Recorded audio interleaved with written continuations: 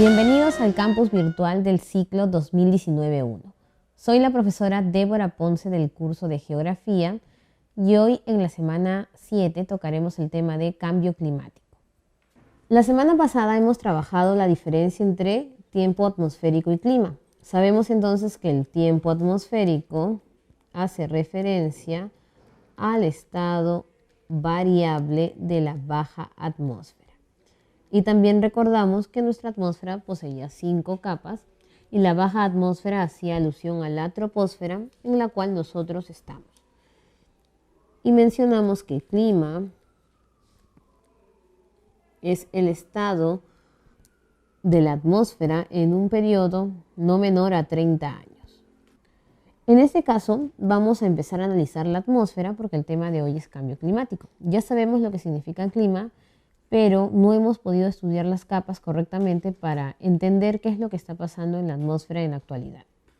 La atmósfera entonces es la capa gaseosa que rodea la Tierra. A diferencia de las otras capas como son la hidrosfera o la geósfera, tenemos nosotros la tranquilidad de poder estudiarla de forma directa, puesto que ya el hombre ha podido idear diferentes naves que nos permiten visitar la atmósfera y hasta salir de ella. La atmósfera posee 5 capas, en este caso vendría a ser la troposfera, estratosfera, mesósfera, termósfera y exósfera. Nosotros, como seres humanos, necesitamos el oxígeno para poder respirar. Y creemos que toda la capa está compuesta de oxígeno, y no es así. Solo encontramos oxígeno en nuestra primera capa que corresponde a la troposfera. Casi las otras capas se encuentran cubiertas de lo que es el nitrógeno. Luego tenemos la estratosfera, y en la estratosfera nosotros vamos a encontrar una subcapa conocida como la ozonosfera. La mesósfera se llama así porque es capa del medio, al igual que en geósfera teníamos 3 capas y la del medio, que era el manto, se conocía como mesósfera, igual aquí. Son 5 y la del medio es mesósfera. Allí vamos a encontrar una subcapa que es la zodiosfera. Luego viene la termósfera, que también tiene una subcapa conocida como ionosfera. Algunos recuerdan más esta capa como ionosfera que como termósfera. Y la exósfera es la que cubre todas las capas. Cuando recordamos la exósfera, hacemos alusión nosotros a un huevo. El huevo contiene dentro de sí lo que es la yema y la clara. La yema vendría a ser la capa principal, que es la troposfera o baja atmósfera, donde nosotros nos encontramos, y allí tenemos la presencia de la vida. Las otras 3 capas, que vendrían a ser la estratosfera, mesósfera y termósfera, vendrían a ser la clara, que se encargan de preservar la vida en la troposfera. Y la exósfera vendría a ser entonces la cáscara del huevo, que es endeble, pero aún así, a pesar de que puede ser traspasada por cualquier objeto o puede ser fácilmente quebrada, se encarga de proteger todas las capas que se encuentran dentro de sí. Entonces ese vendría a ser la exósfera. Sales de la exósfera y te vas a encontrar con el espacio. Cada capa tiene una función importante. En el caso de la troposfera, que es donde nosotros nos encontramos, vamos a tener el agua en sus 3 estados. Al tener nosotros el agua en los 3 estados, podemos preservar la vida. En este caso estamos hablando de flora, fauna y el ser humano.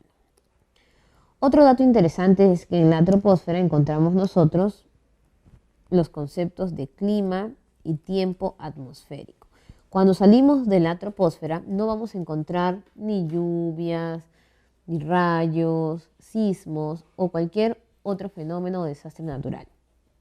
Por eso encontramos aquí entonces todos los fenómenos meteorológicos. Estos fenómenos, a pesar que alteran la vida del hombre, de la flora y fauna, se van a encargar entonces de poder preservar la vida porque van a generar condiciones para que el planeta pueda encontrarse en mejores condiciones para poder abarcar o tener dentro de sí a la biosfera.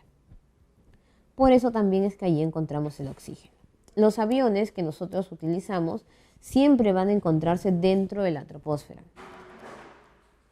porque las nubes son también formadas por el mismo clima, por lo tanto se encuentran dentro de la troposfera. Solo existen algunos aviones acondicionados y creados exclusivamente para visitar la estratosfera y estudiarla, pero los aviones comunes siempre se van a encontrar en la troposfera. Luego, La función de la estratosfera en este caso es proteger lo que se encuentra en la troposfera. ¿Cómo vamos a lograr que esta capa se encargue de la protección? A través de la ozonosfera. La ozonosfera contiene el ozono y de allí viene la denominación clásica de capa de ozono.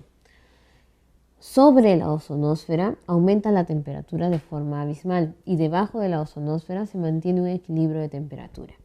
Como la estratosfera no contiene ningún fenómeno meteorológico, le llaman también la capa de las calmas.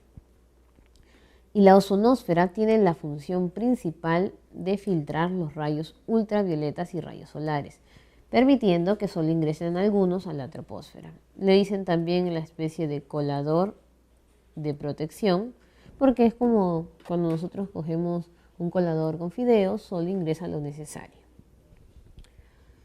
Sobre la estratosfera, la mesósfera entonces vendría a ser una capa gaseosa resistente, debido a que se encarga de frenar los meteoritos. Cuando ingresan a la Tierra, ingresan algunos meteoros, es decir, un poco más grandes, y se van fragmentando por el tránsito de las capas, de tal manera que se quedan muy pequeñitos y no llegan a pasar. La mesósfera se encarga de que si se han filtrado muy pequeños meteoritos, tampoco pasen a la Tierra. En algunos casos hemos visto en la historia que han ingresado, pero lo ideal de esta capa es la malla protectora para que no ingrese ninguno de ellos. Y la zodiosfera es la capa resistente que genera esa fuerza. Y su característica es tener un olor nauseabundo a comparación de las otras capas. Como ustedes saben, las capas no tienen un olor fijo. El aire no tiene un olor fijo y en este caso la zodiosfera sí, dicen que huele tan mal como estar cerca a contenedores de basura. Sobre la mesósfera vamos a encontrar la termósfera y ahí vamos a ver nosotros como una serie de fuegos artificiales. Debido a que las capas que están hacia arriba no presentan un color, todas son negras, vamos a ver la explosión de fuegos artificiales que no son nada más y nada menos que los meteoritos que ingresan, las auroras, tanto boreales o australes, que se van formando en el espacio, y nuestros mismos aparatos como son los satélites y las sondas espaciales. Hasta allí llegan la mayor cantidad de satélites, aunque algunos llegan a salir de nuestro planeta. ¿Cuál es la función de la ionosfera?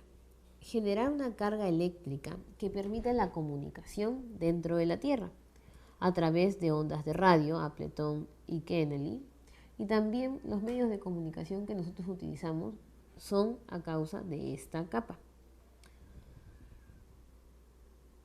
Si vemos nosotros al costadito de cada capa, tenemos un término que inicia igual que el nombre de la capa, pero en vez de utilizar ósfera o de esfera, utilizamos pausa. ¿Se acuerdan que en la geósfera teníamos discontinuidades que separaban capa con capa y además reducían el movimiento de las ondas? En este caso, no hablamos de discontinuidades, sino de espacios que se mencionan con ese término de pausa.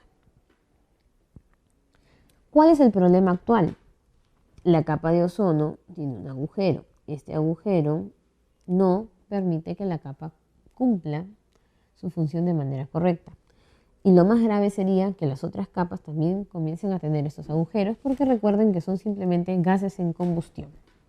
Si especificamos el tema de los gases, vamos a entender qué es lo que está sucediendo en la actualidad en nuestra atmósfera. Primer dato es saber que existen 3 tipos de gases: gases permanentes, termorreguladores y contaminantes. Los gases permanentes son los que constituyen las capas. Los gases termorreguladores se encargan de equilibrar la temperatura dentro de la Tierra y los gases contaminantes tienen la función de reducir o retener una serie de rayos dentro de nuestro planeta para lograr una temperatura ideal.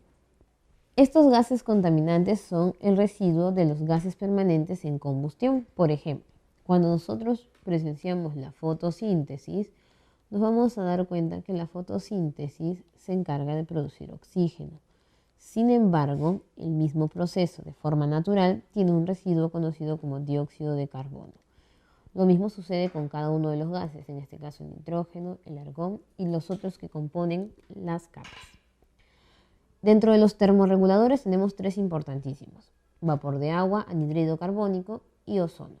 El vapor de agua se encarga de generar los extremos térmicos, es decir, la amplitud térmica en la cual algunas zonas del planeta tienen variación en temperaturas de estación a estación o de día con día. Este vapor de agua se va a convertir posteriormente en humedad y la nubosidad, que se encargan entonces de registrar un tipo de precipitación y zona cálida, fría o templada en cada parte del planeta. El anhídrido carbónico va a lograr el calor vital. Se dice que sin los gases termorreguladores la temperatura del planeta podría ser bajo cero en una cantidad de menos 50 o hasta de menos 120 o de una elevación de hasta más de 90 grados. Gracias al anhídrido carbónico, el promedio de la Tierra es de 15 grados centígrados y los lugares aumentan o disminuyen este promedio. Y el ozono, como hemos dicho, su función principal es evitar el exceso de contenido de rayos solares y rayos ultravioletas que pueden alterar la temperatura generada ya por el anhídrido carbónico. En el caso de los gases contaminantes, vamos a tener nosotros dos tipos de estos gases contaminantes: los generados por la naturaleza, es decir, contaminantes naturales, y los generados por el hombre, que son contaminantes antropogénicos. Los naturales son producto de residuos de combustión de los gases permanentes y hasta de los termorreguladores. Y los generados por el hombre se han dado en las fábricas o industrias con la idea de generar cambios dentro de la Tierra. Los naturales tienen una ventaja sobre los antropogénicos, es decir, si la naturaleza los ha creado, tiene una forma de contrarrestarlos. En cambio, los generados por el hombre, el mismo hombre todavía no encuentra el mecanismo para poderlos difuminar.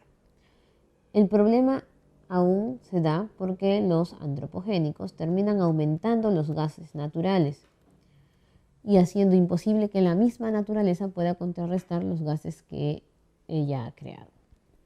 Dentro de los contaminantes tenemos el monóxido de carbono. De forma antropogénica, ¿cómo nosotros lo hemos podido aumentar? Por el tema de la gasolina y los medios de transporte. Los medios de transporte, entonces, siempre van a contaminar tanto el aire por la producción de smog o similares, y además generan un exceso de monóxido de carbono. Vamos a ver también el problema del monóxido en la quema de basura, especialmente en zonas rurales. En el Perú se quema más basura que en zonas urbanas porque no hay un mecanismo estatal adecuado para recoger la basura. El dióxido de carbono también se da por la quema de desechos. Especialmente se dice que es uno de los gases que más se produce en el planeta en la actualidad. El azufre y el nitrógeno se van a dar entonces como consecuencia de los desechos del mismo azufre y nitrógeno. Pero el problema que conjuntamente con la producción industrial va a generar entonces la lluvia ácida. ¿Qué es la lluvia ácida?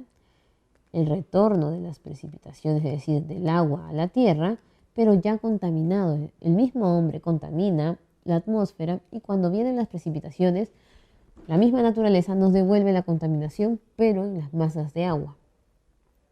El metano es cuando nosotros quemamos la basura orgánica o tenemos diversos desechos naturales. Y el óxido de nitroso lo encontramos en las ropas, en las cañas de pescar y en muchos productos industriales, que es el conocido nylon. ¿Cuál es el problema de todo esto?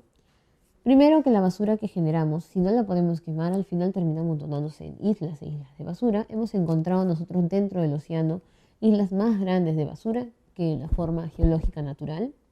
También países, potencias, que llevan basura a los desiertos de otros continentes o hasta la misma zona de agua.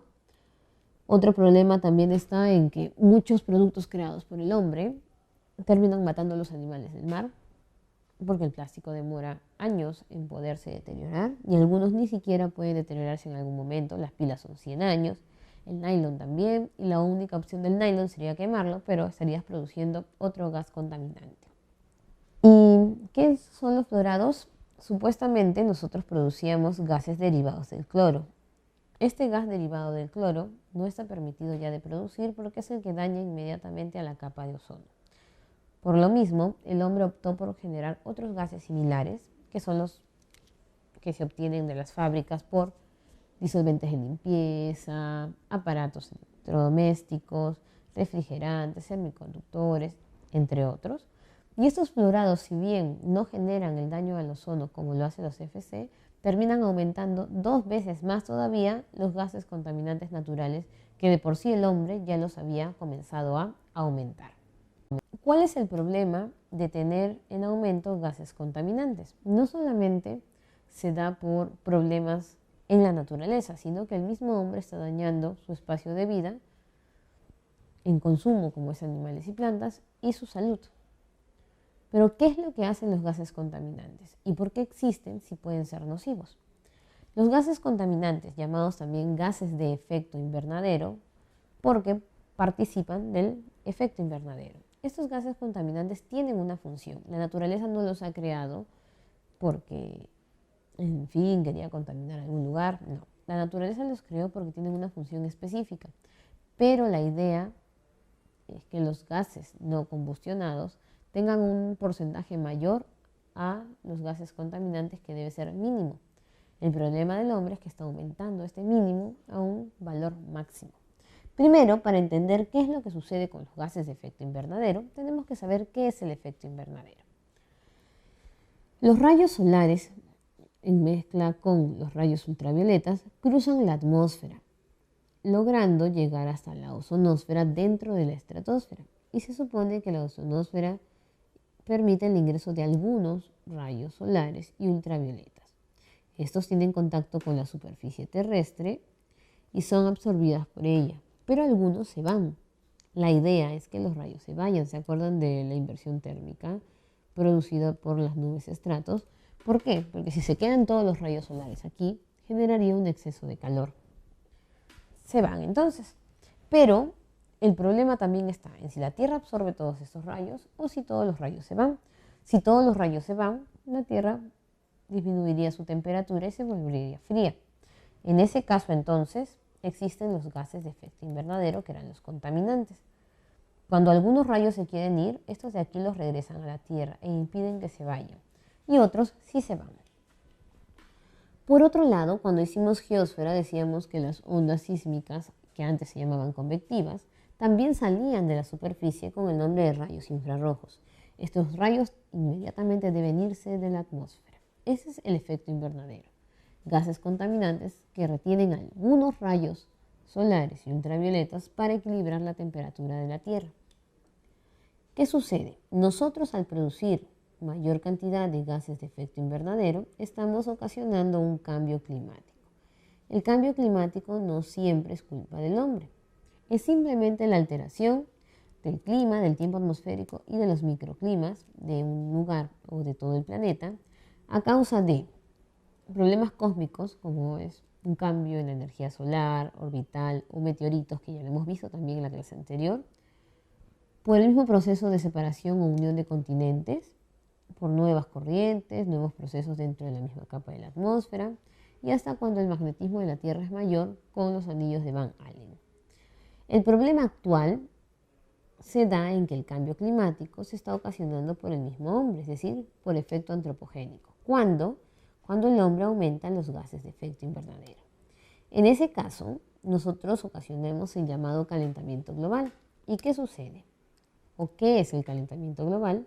Es el aumento de temperatura en la Tierra por el desequilibrio del efecto invernadero. Es decir, al producir mayor cantidad de gases de efecto invernadero, los rayos que se iban ya no se van, los rayos infrarrojos no pueden salir y todo queda retenido en nuestra troposfera, calentando la Tierra, no solamente recepcionando nosotros rayos solares, sino ahora nuestro cuerpo va a absorber rayos ultravioleta, rayos infrarrojos, y la Tierra sería como una bomba de tiempo, como es el núcleo de la geósfera.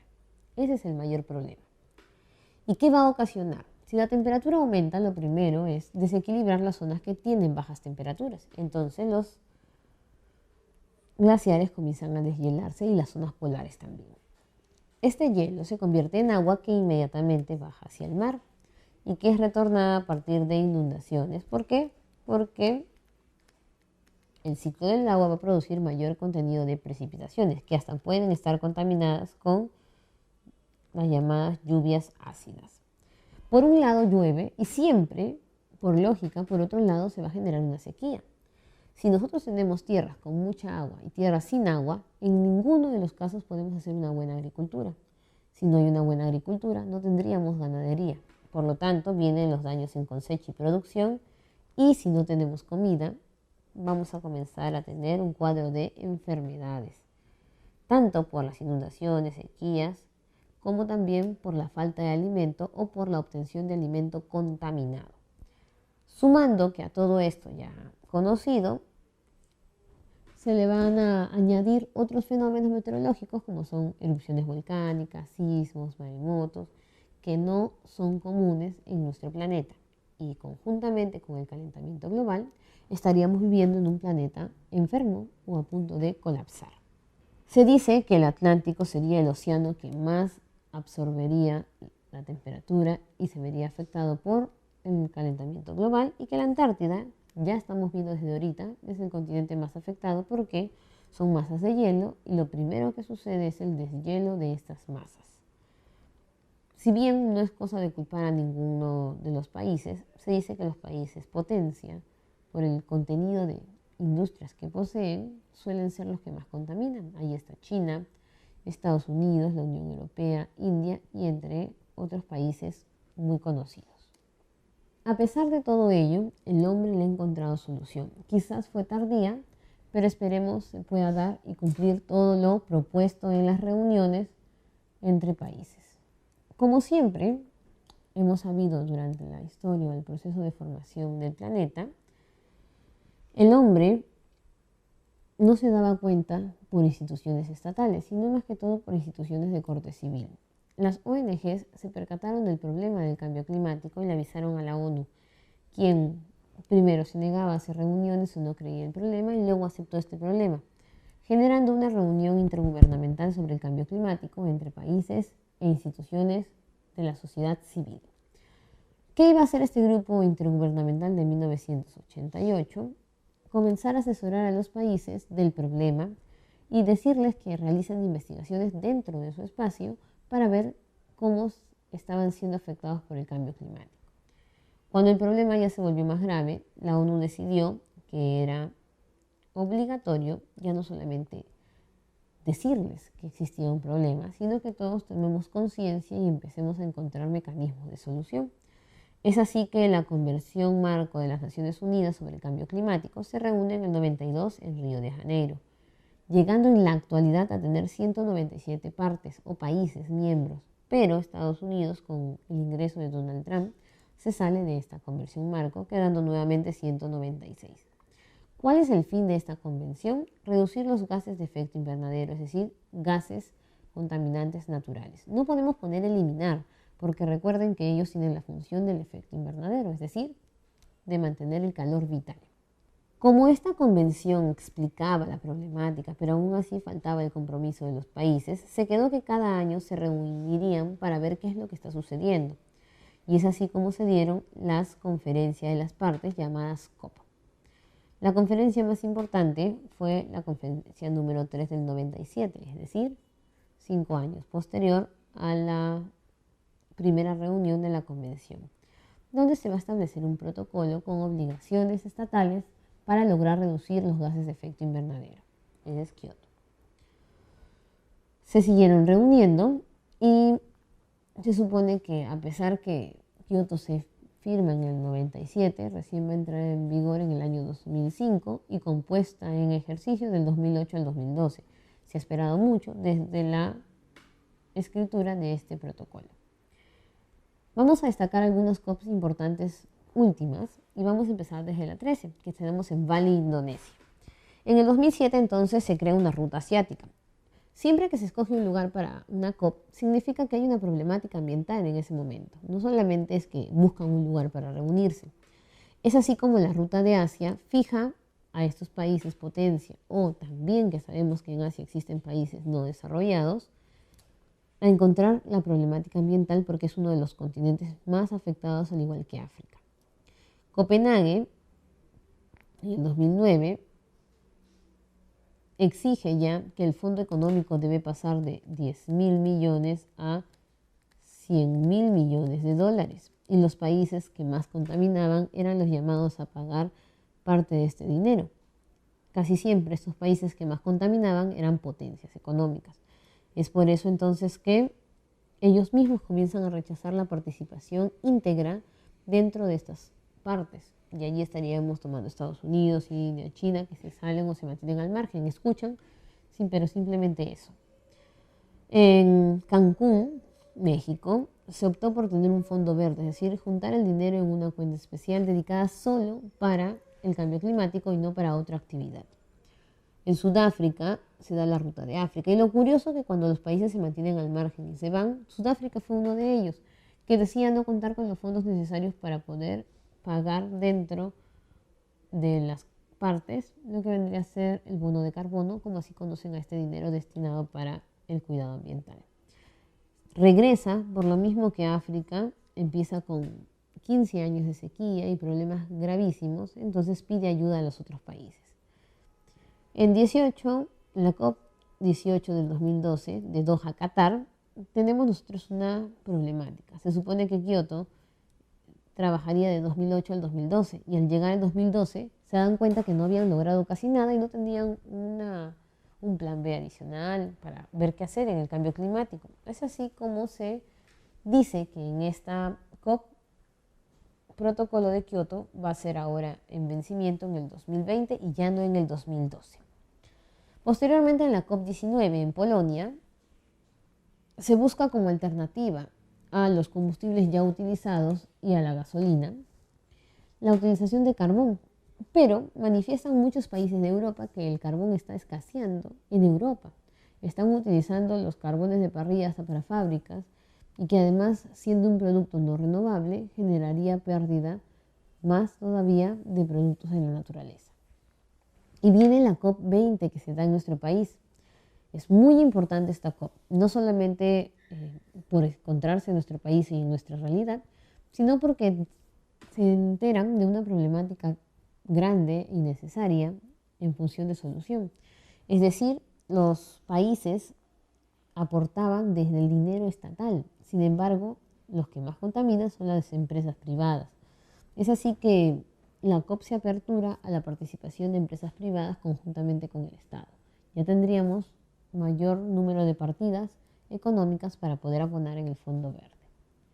Y aquí se firma, o mejor dicho, se escribe el reemplazo a Kioto, porque ya no hay que esperar al 2020 para recién tomar conciencia, que es conocido como el famoso acuerdo que se firmaría el año siguiente en París y por eso se le llama Acuerdo de París. Decíamos que siempre iban a un país porque algo sucedía y en el caso de Lima vinieron por dos realidades. Los derrames de petróleo continuos que se daban en la Amazonía y allí busca o proponen como solución un manejo más estructurado del Estado frente a las unidades mineras y el problema del Huascarán y de la Cordillera Blanca, que obviamente dicen que es blanca porque tenía nevados, pero esos nevados ya prácticamente están perdiendo su volumen, así como el Pastoruri dejó de ser Pastoruri en función de atractivo turístico porque ya no se encuentra congelado. Solución para el Huascarán: hacer una refrigeradora gigante natural. Es carísimo hacer ello por el tamaño que tiene el Huascarán. Y la otra sería una pintura natural artificial que contrarreste el cambio climático, que también podría ser adecuada. Sin embargo, esto a simple vista le diría a las personas que el problema está solucionado, cuando simplemente sería eso, una pintura natural. Así que se optó por formas de refrigerar naturalmente el Huascarán, que recién se está empezando por la parte baja y todavía falta un montón para poder contrarrestar el cambio climático. Y además que la Cordillera Blanca no solamente tiene un nevado Huascarán, sino tiene muchos nevados por proteger. La diferencia entre el protocolo de Kioto y París es un proceso gradual, es decir, Kioto sienta la base del problema y París define ya las acciones básicas que debe tener todo país o parte. En Kioto se dice que los gases de efecto invernadero deben reducirse hasta un 5% y se deben generar sumideros de carbono. Sumidero es cualquier plataforma natural o hasta artificial que contrarreste la emisión de los gases de efecto invernadero. Y el abono de bonos de carbono, que en este caso sería dinero destinado para la creación de sumideros y otras fuentes de protección ambiental. Mientras que París ya es más explícito, ya no habla de reducir el clima en menos o de hasta 2, sino ahora en menos de 2 grados, llegando lo ideal a un aumento básico de temperatura de máximo 1.5. Hablan del desarrollo resiliente, es decir, ya no solamente solucionar el problema, sino seguir creciendo de forma industrial, pero pensando en la naturaleza, un desarrollo sostenible. Que las empresas y las instituciones estatales deben tomar conciencia sobre el problema y trabajar conjuntamente para la solución, y además no solamente buscar la creación de sumideros, sino también de reservorios que nos permitan seguir aperturando más sumideros. Si hablamos nosotros del tema de la capa de ozono, este problema no se solucionó a causa del protocolo de Kioto. Estamos aquí hablando del protocolo de Montreal. Si nos preguntan gases de efecto invernadero, sería Kioto y capa de ozono, Montreal.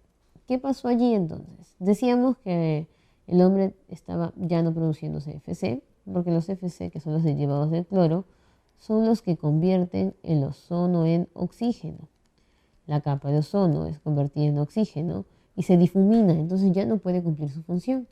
Y en los años 90 encontraron un agujero en el vórtice de la Antártida, por lo mismo que allí se genera la zona más translúcida y también la fuerza mayor de vientos hacia la Antártida, mejor dicho, hacia la atmósfera desde la Antártida, perdón. En este caso es allí donde se aperturó este agujero que estaba funcionando como un colador roto y ya no contrarrestaba ninguna emisión de rayos solares o ultravioletas. En el 87 se toma conciencia de la problemática y se firma Montreal, y los años subsiguientes comienzan a iniciarse soluciones. En la actualidad se dice que se ha recuperado mucho a como estaba la capa de ozono, pero aún falta también camino por resolver. Y además que la eliminación de estos FC hicieron que el hombre produzca nuevos fluorados que ahora no generan agujero a la capa de ozono, pero siguen dañando la atmósfera de una manera.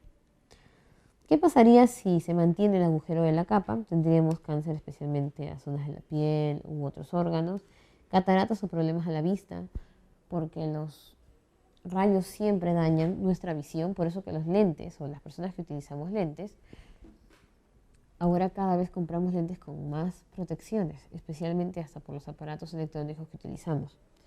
La piel, si bien no puede necesariamente ocasionar un cáncer, también puede generar manchas, problemas lunares, entre otros. Y la flora, fauna y hasta el mismo ser humano es dañado en lo que vendría a ser su proceso de reproducción, de alimentación y sobrevivencia. Ahora, el problema que tenemos en la actualidad no solo se basa en la alteración del clima y lo que nosotros llamamos calentamiento global, sino por los problemas de contaminación. Dentro de el mal cuidado que le damos a la naturaleza, estamos contaminando espacios como agua, aire,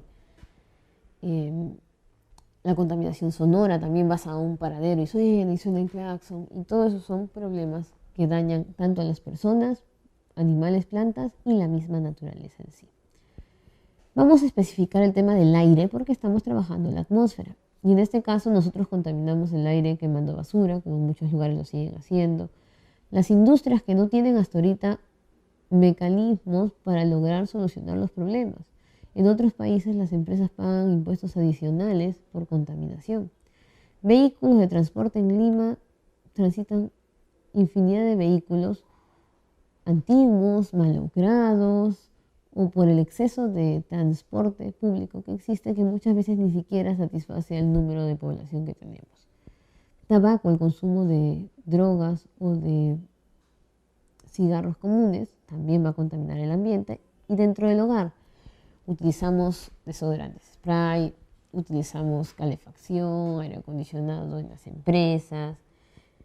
Antes utilizaban en el baño el ácido muriático, utilizamos detergentes, todo lo que sigue dañando nuestra capa de ozono o la misma atmósfera.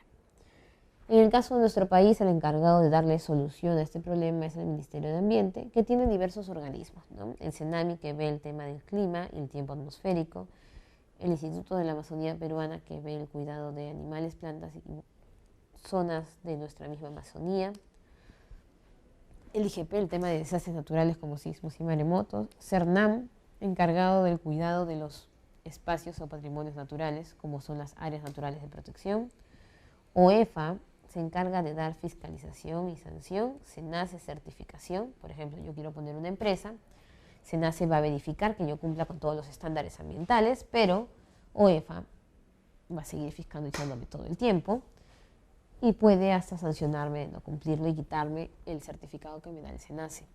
Cuando hay un derrame de petróleo, cuando hay un problema de alguna fábrica, el único culpable no es la empresa privada, también el Estado por no dar la correcta fiscalización de la cual está encargado.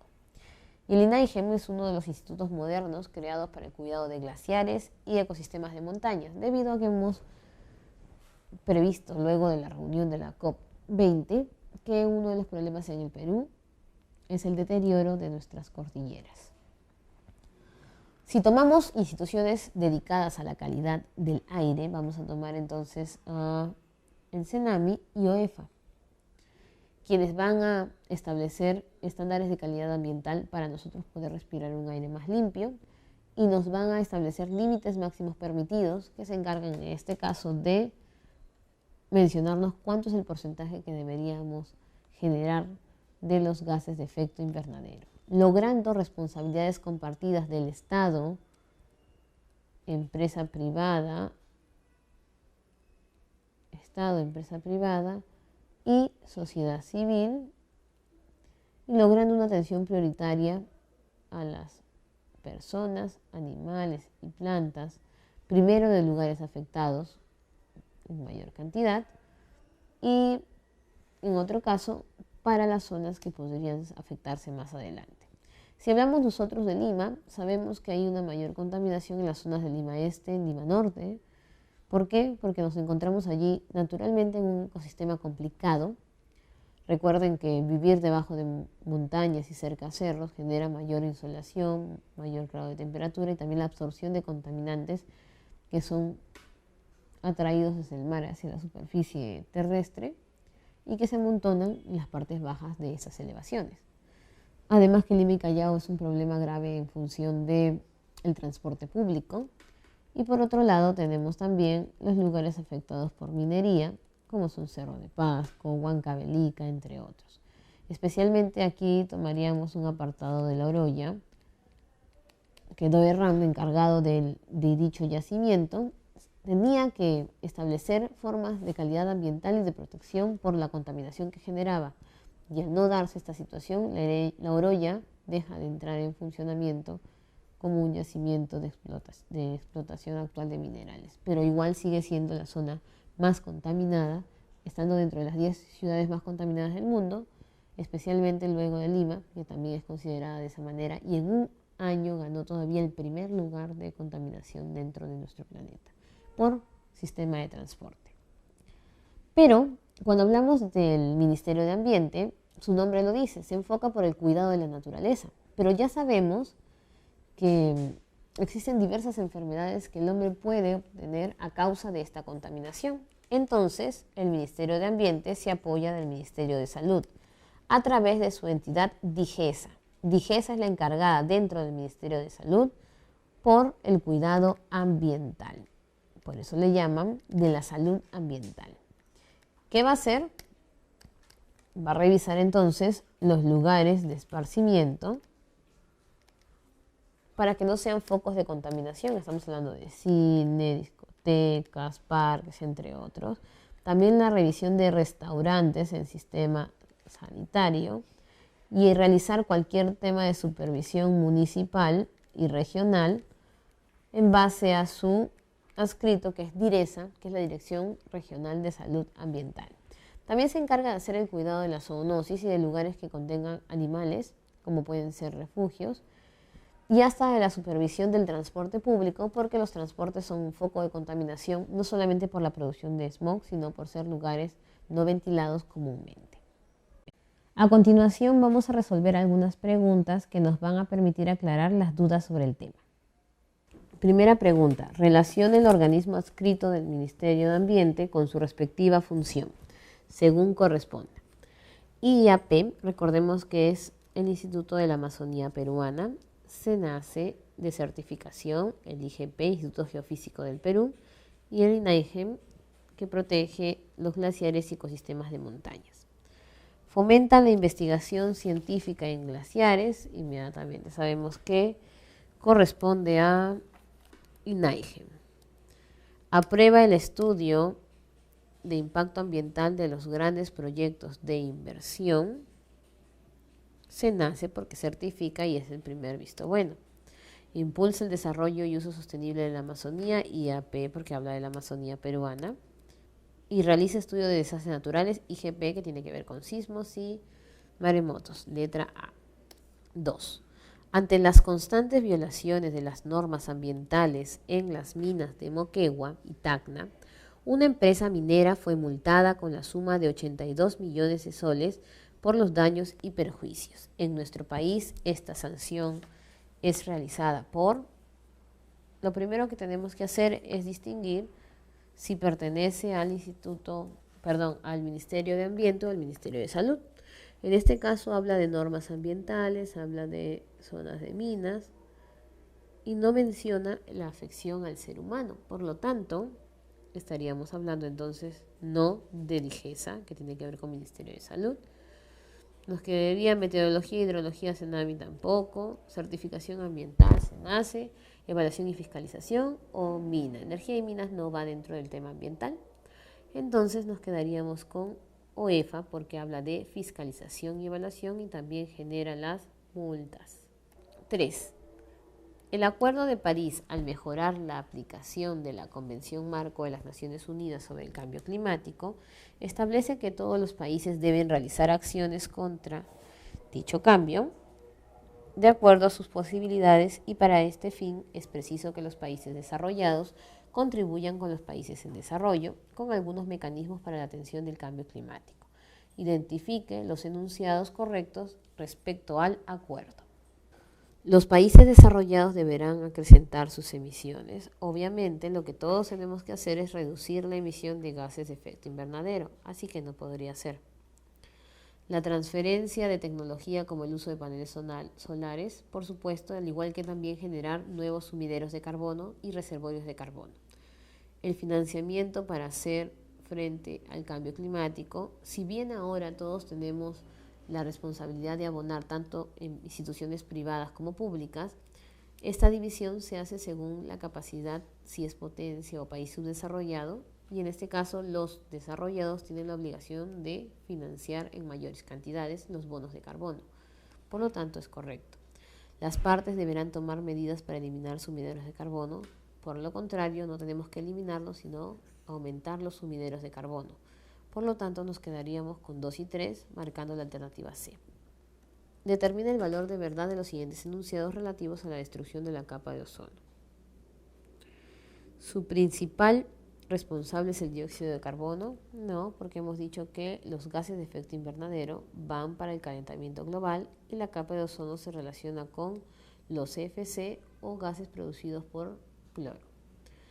Se detectó un agujero sobre la Antártida, esto es verdadero, en el vórtice de la Antártida en los años 80. Se produce entre los 24 y 30 kilómetros, también en la conocida estratosfera.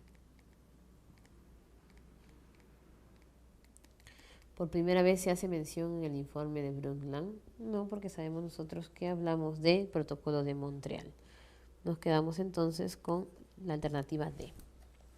Bueno, jóvenes, hemos concluido el bloque de atmósfera y clima y nos vemos la próxima semana para iniciar el bloque de hidrografía.